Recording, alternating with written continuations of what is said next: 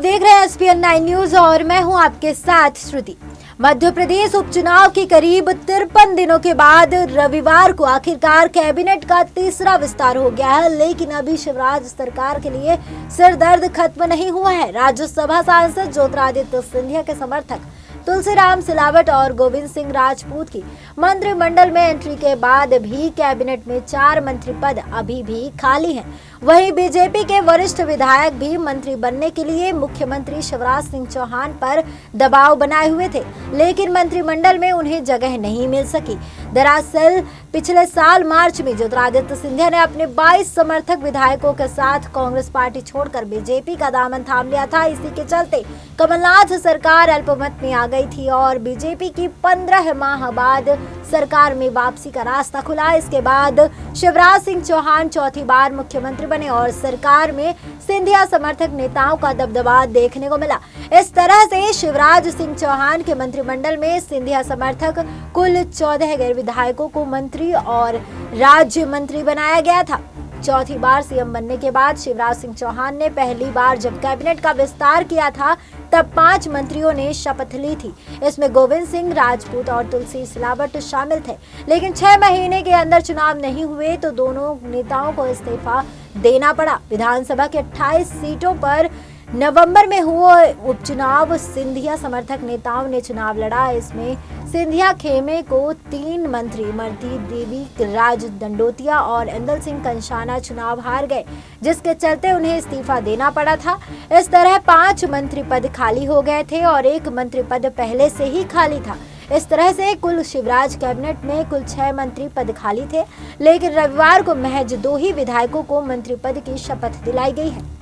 BJP के पुराने लोग पद के दावेदार, जी हां, तुलसी सिलावट और गोविंद सिंह राजपूत के शपथ के बाद 4 पद अभी भी खाली हैं। बीजेपी के कई पुराने लोग इन पदों पर दावेदार माने जा रहे थे। इनमें राजेंद्र शुक्ल, गिरीश गौतम, केदारनाथ शुक्ला, गौरी शंकर बिसेन, संजय पाठक, अजय विश्नोई, जालम सिंह पटेल, सीता शरण शर्मा, रामपाल सिंह, मालिनी गौड़, रमेश मेंदोला और हरिशंकर खटीक थे, क्योंकि शिवराज सिंह चौहान के नेतृत्व वाली पिछली सरकार में मंत्री रह चुके थे। सिंधिया समर्थकों के चलते इस बार उन्हें कैबिनेट में जगह नहीं मिल सकी है।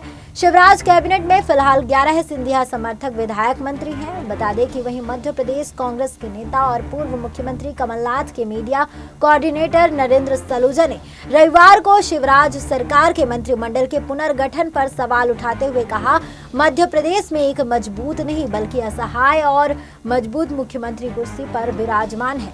मजबूर मुख्यमंत्री कुर्सी पर विराजमान है। साथ ही बता दें आपको कि बीजेपी की इतनी दयनीय स्थिति पहले कभी नहीं हुई देखी। ऐसा लग रहा है कि आज बीजेपी की कुछ जयचंदू व आयातित लोगों की पार्टी होकर उनके सामने गिरवी पड़ी है।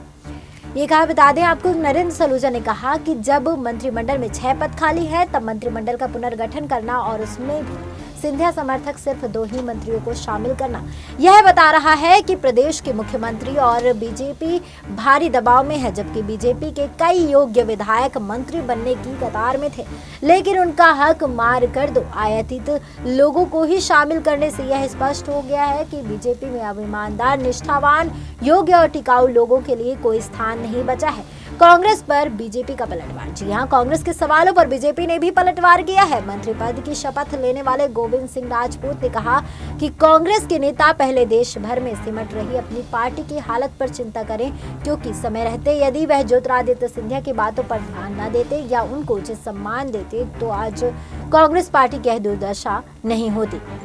बता दें कि मध्य प्रदेश सरकार के मंत्रिमंडल में 4 पद खाली पड़े हैं। इनमें से भी करीब 2 मंत्री पद सिंधिया अपने करीबी विधायकों को दिलवाना चाहते हैं, जबकि माना जा रहा है कि बीजेपी अपने वरिष्ठ नेताओं को यह पद देना चाहती है। सिंधिया गुट की ओर से दावा इसलिए किया जा रहा है क्योंकि फिलहाल जो 4 पद खाली है उनमें से 3 पद मंत्री पद सिंधिया खेमे के मंत्रियों के हार जाने की वजह से हुई है। शिवराज सिंह चौहान के लिए अब नए और पुराने बीजेपी नेताओं के बीच संतुलन बनाना बेहद चुनौती भरा होगा।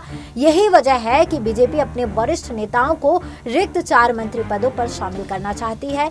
इसकी एक वजह यह भी है कि प्रदेश के निगम बोर्ड की कमान अब विभाग के मंत्रियों को मुख्यमंत्री शिवराज सिंह चौहान ने दे दी है, जिसके चलते निगम बोर्ड में भी समायोजित करने का भी मौका नहीं रह गया है। इसलिए शिवराज सरकार के सामने पार्टी के वरिष्ठ नेताओं को साध कर रखने की चुनौती है। बता दें कि पूरी जानकारी हमें वेबसाइट्स और अन्य जगहों से प्राप्त हुई है। जानकारी आपको कैसी लगी, आप हमें कमेंट बॉक्स में कमेंट कर जरूर बताएं और देखते रहिए SPN लाइव न्यूज़। नमस्कार।